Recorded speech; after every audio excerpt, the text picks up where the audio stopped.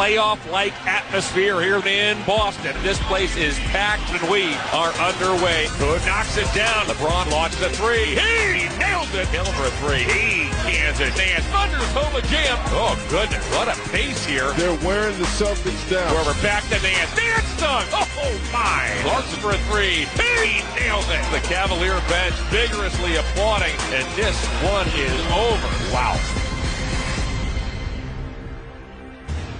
Welcome back. LeBron James and the Cavs blew out the Celtics with the new additions combining for 49 points. We're now joined by FS1's Doug Gottlieb. Doug, were you surprised with the way they played yesterday? Nope, I called this. Matter of fact, I heard it all last week. I said it's going to be a 20-point or so victory for the Celtics. Right. You could also start polishing up the rings for the Cleveland Cavaliers, not just Eastern Conference, but yeah, I mean, like, I think first day, guys, it's like first day of school. Everybody feels better. You wear your new set of clothes. You're happy, and then you settle in and you're like, oh yeah, I hate history, you know? Oh yeah, I don't like studying for math. I don't like spelling tests. My son hates spelling tests every Friday.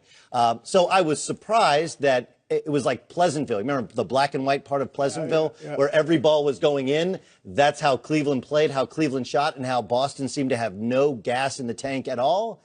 But it's not stunning to me considering the new energy you get when the team was kind of, they were playing terribly. They had kind of the blues. LeBron wasn't playing at his optimal level. And the team, the management heard his calls for help. He got younger, more athletic, both starting and bench players. And they played great. But it's just one game.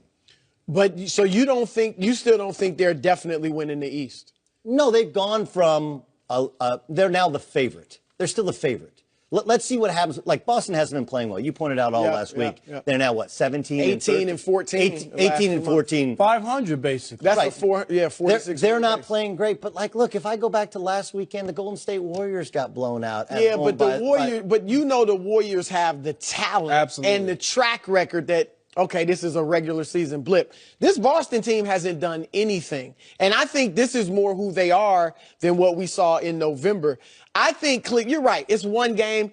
And knowing LeBron in Cleveland, there may be some drama. 3 weeks from now, heading into the playoffs, it may be some big dramatic thing, and they'll get through it. What I like, though, is the way these pieces fit. George Hill has been used to competing for conference championships his entire career. San Antonio, Indiana, even Utah got to the second round last year. So you know he was down playing in Sacramento. He's rejuvenated. Not to mention that he's always been at his best when there's another playmaker who handles the ball, who creates stuff. Lance Stevenson in Indiana, Gordon Hayward in Utah. Now you have LeBron. He's not going to get in the way. He's just going to guard and hit open threes. Rodney Hood, I think, is excited to be on a stage.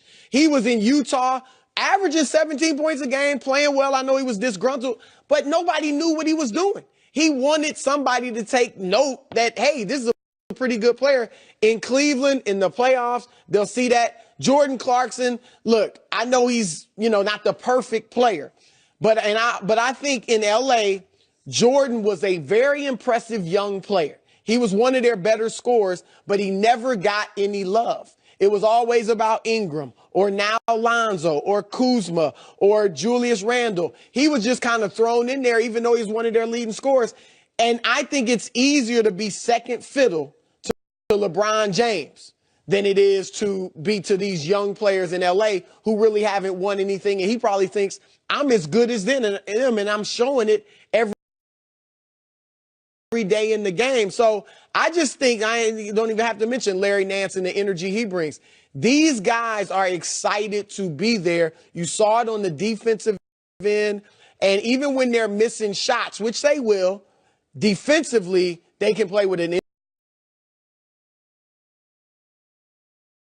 energy and a speed that the Cavs just couldn't play with before. And I think that makes them better.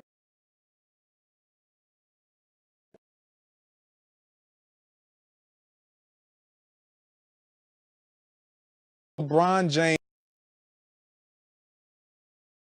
James, who ball dominates the game, you need complementary players. He's always been a better suited player when he has role-specific guys around him.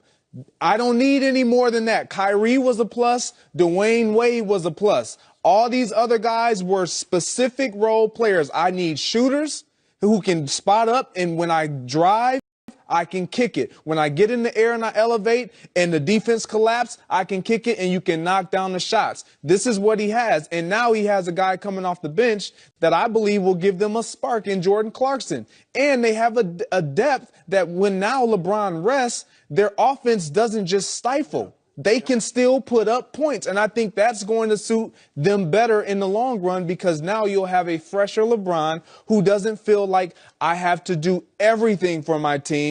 I can do what I do best, which is facilitate, get my team involved early, and then I'll get mine. And I think more than anything, these acquisitions that they have put together will challenge the guys who they have already currently had on their roster.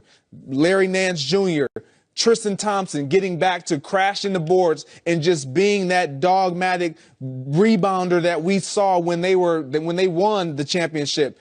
J.R. Smith shooting the ball better, being a better defender, being more aggressive. That's what Rodney Hood will bring to the table when it comes to practicing every single day. And you know, there's a guy that suits your variables and what you do well.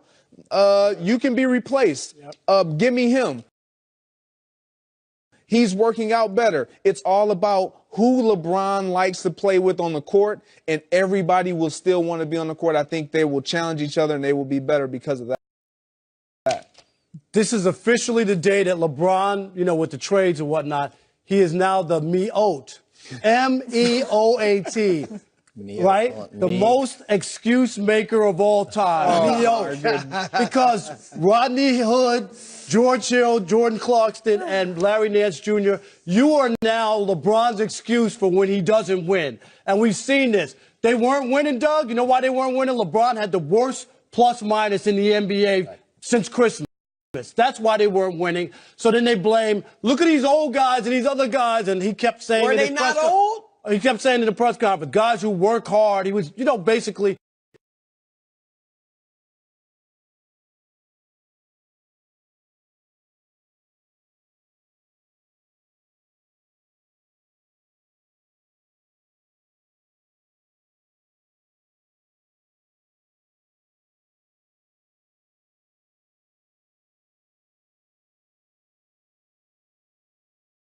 When he comes back. Absolutely. Jordan Clarkson is going to go games where he doesn't pass, he doesn't play great defense, and he doesn't make nearly as many shots. Like, it was great yesterday, and they do look refreshed. But you guys are crazy if you think that was playoff level intensity from the other team. Didn't we see Isaiah Thomas's first game? His first game. It was great. First game. Oh, it was great. Look at Isaiah Thomas was unbelievable. You don't need Kyrie. Don't you remember that? I'm in the middle here, okay? Obviously, he's been drinking. That's